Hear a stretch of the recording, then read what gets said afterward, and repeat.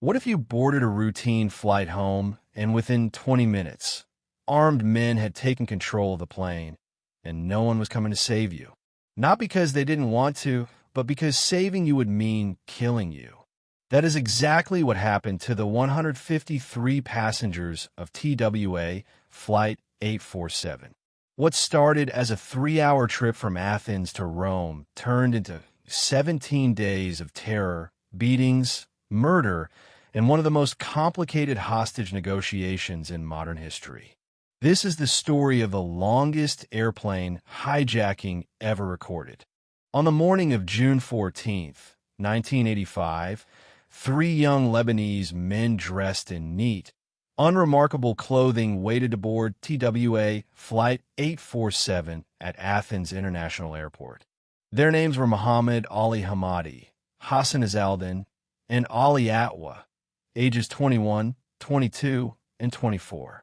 All three were members of Hezbollah, a Lebanese militant group formed 3 years earlier in the wake of Israel's invasion of Lebanon, an invasion that had devastated the country's southern region and led to the death and imprisonment of thousands of Shiite Muslims. Their mission was bold and specific: take American hostages and use them to force the release of 766 Shiite prisoners held in a prison in northern Israel. They also demanded the release of 17 men connected to the bombing of the U.S. Embassy in Kuwait, a full Israeli withdrawal from southern Lebanon, and international condemnation of both Israel and the United States. To pull this off, they needed the right target. And Flight 847 was exactly that. It had just arrived from Cairo and was heading to Rome, then Boston, then Los Angeles. The passenger list was predominantly American, exactly the leverage they needed to get Washington's attention and, through Washington, Israel's. Security at Athens Airport was notoriously relaxed for connecting passengers. The three men came through the transit lounge, carrying two 9mm handguns and a live grenade concealed inside briefcases lined with fiberglass insulation, a trick that defeated the airport's metal detectors. When a security officer did flag Hamadi and Azaldin during boarding, it was only because of loose metal in their pockets. They emptied them, walked through again, and were waved through without a second thought. But then came the first crack in the plan. The plane was full. Ali Atwa, the third member of the team, was told he couldn't board. He tried to push his way on anyway, was detained by airport security, and within hours would be connected to the hijacking. Just like that, a three-man operation was down to two. Hamadi and Azaldin looked at each other. The plane was about to take off. They had a choice, aboard or go. They went. 20 minutes after takeoff, Flight Service Manager Uli Derrickson heard screaming from the back of the cabin. When she opened the curtain to check, Hamadi sprinted toward her, fly-kicked her in the chest, and dragged her to the cockpit door. Behind him, Azaldin walked through the cabin holding a handgun in one hand and the pin of a live grenade clenched between his teeth. If that pin dropped, the grenade would go off. The two men kicked in the cockpit door and pistol-whipped the crew. Captain John Testrake, a pilot with 30 years of experience, found a gun pressed against his head and a single order barked at him: Beirut, Lebanon. Now, at 28,000 feet, with 153 passengers repositioned with their hands behind their heads and elbows on their knees, Hamadi and Azaldin had taken complete control of TWA Flight 847. When the plane approached Beirut, the airport's control tower refused to let them land. They blocked the runway with buses and barricades. But Hamadi grabbed the radio and made the situation unmistakably clear. There was a live grenade pin pulled, and the aircraft would be destroyed before it diverted anywhere else. The Lebanese officials backed down. Flight 847 touched down in Beirut at 11:57 in the morning. On the ground, things escalated fast. The hijackers demanded fuel, food, and made it clear the plane was booby-trapped. Airport officials refused to cooperate without a hostage release. It was Derrickson, not armed, not trained for this, but calm and courageous, who negotiated the first breakthrough. She had built a fragile rapport with the hijackers by talking to them, making them tea, and even singing to them in German, since Hamadi barely spoke English, but was fluent in German. She asked for the release of women and children. They refused. She asked again, just the elderly women and very young children. Refused again. Third time, they agreed. She walked 17 elderly women and 2 children down the emergency slide herself.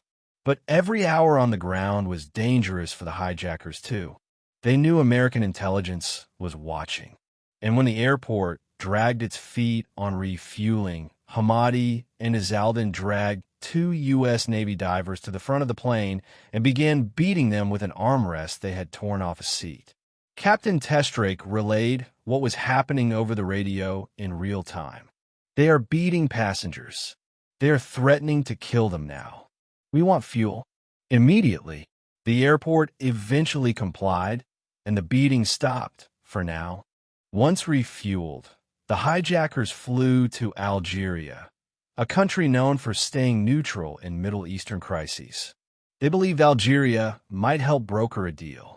American President Ronald Reagan personally called Algeria's president to allow the landing, and it worked.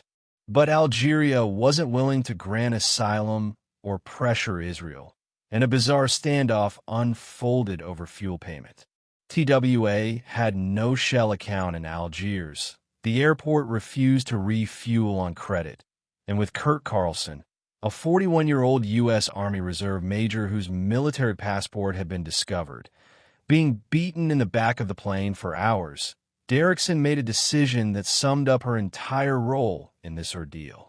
She reached into her purse, handed over her personal credit card, and paid $5,500 for 6,000 gallons of fuel. The hijackers flew back to Beirut, realizing Algeria couldn't give them what they wanted. It was during this second flight that one of the more unsettling moments of the entire hijacking occurred. Carlson quietly told Derrickson to let Hamadi know he had a wife and a newborn daughter waiting for him at home. Hamadi's response was unexpected.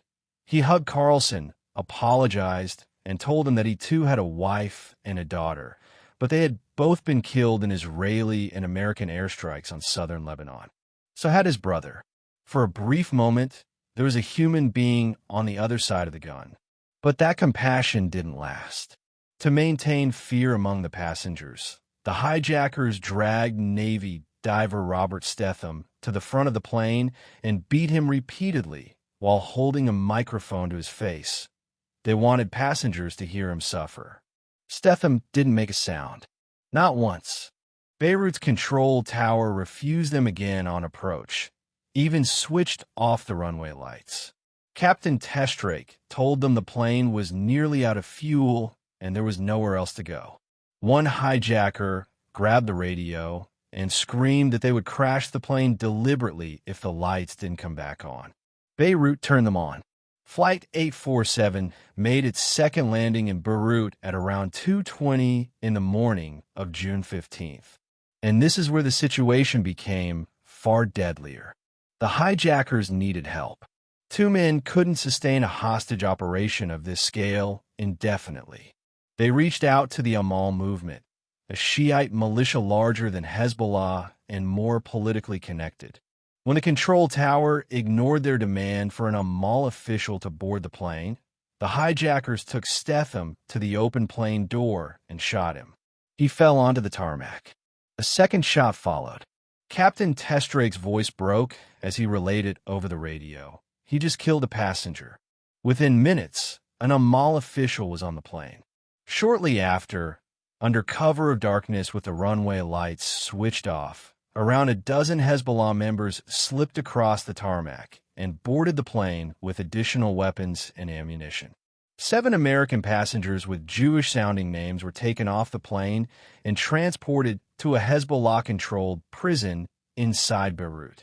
They were insurance. The plane then flew back to Algeria a second time, where 65 passengers and all 5 female crew members, including Derrickson, were released in exchange for Ali Atwa, the third hijacker who had been held in Greece. Greece flew him directly to Algiers rather than risk harm coming to their own citizens. On June 16th, the plane returned to Beirut one final time. With negotiations stalled, the Reagan administration sent an aircraft carrier and a guided missile destroyer to the Lebanese coast and put Marines on standby. But before any rescue operation could be considered, the hijackers made it irrelevant. The remaining hostages were taken off the plane and scattered across various safe houses in Hezbollah-controlled neighborhoods throughout Beirut. Even if the Marines stormed one location, Hezbollah could eliminate everyone else. Nabi Berri, the leader of the Amal movement, stepped in as the primary negotiator. He was media-savvy and politically shrewd, and he understood that the press was as powerful a weapon as anything military. He arranged televised press conferences with hostages. He gave interviews. He put a human face on the crisis in a way that made it impossible for Washington to look away. Captain Testrake sat in the cockpit of the grounded plane and told ABC News, live on camera, that any rescue attempt would get them all killed. They were surrounded by guards at all times. President Reagan addressed the nation and made his position clear. The United States would never negotiate with terrorists. He declared it repeatedly and publicly. But behind the scenes, the administration was already exploring every possible avenue to end the crisis quietly. On June 23rd, Israel released 31 Lebanese prisoners as a gesture. Berri rejected it outright. He wanted all 766 or nothing. Over the following days, ABC News interviewed more hostages on camera. The pressure kept building, and Berri announced he believed the crisis could be resolved within 48 hours. Then came June 29th. A report from Beirut claimed that a United Nations official had brokered an agreement. Israel would release the remaining Shiite prisoners 1 month after the hostages were freed. The U.S. could tell the world it had made a deal with the UN, not with the hijackers. On June 30th, after 17 days, all 39 remaining American hostages were gathered from their various locations across Beirut, transported to Syria, and handed over. Reagan held a ceremony to welcome them home. He stood at a podium and spoke about Robert Stetham, the Navy diver who had been beaten and shot, and promised that his killers would be brought to justice. That promise would take decades to even partially keep. Hamadi, Izaldin, and Atwa vanished into Beirut, protected by Hezbollah and beyond the reach of any foreign law enforcement. 3 years later, Izaldin surfaced again when 6 Lebanese men hijacked Kuwait Airways Flight 422, a 16-day ordeal across 3 continents. He escaped again. Hamadi was captured in Frankfurt in 1988, carrying liquid explosives for a planned attack. The United States pushed hard to have him extradited to face murder charges on American soil, charges that would almost certainly have carried the death penalty. But Hezbollah responded by kidnapping 2 German citizens in Beirut, and Germany chose to try Hamadi under its own laws. In 1989, he was sentenced to life in prison. He served 16 years and was released on parole, returning to Lebanon, where U.S. law couldn't touch him. By 2006, all 3 hijackers were on the FBI's most wanted list with a $5 million reward each. In 2021, the Times of Israel reported that Ali Atwa had died of cancer. In 2025, 40 years after the hijacking, reports emerged that Hamadi had been shot outside his home in Lebanon. Lebanese authorities have released no official information and identified no suspects. As of today, both Hamadi and Izaldin remain on the FBI's wanted list. Robert Stetham, the Navy diver who refused to scream no matter how badly they hurt him, was 23 years old when he was killed. A U.S. Navy destroyer was later named in his honor, the USS Stefan. He was awarded the Purple Heart and the Meritorious Service Medal posthumously.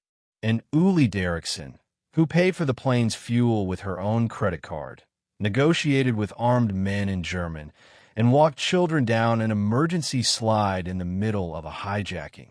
She was nominated for the Nobel Peace Prize.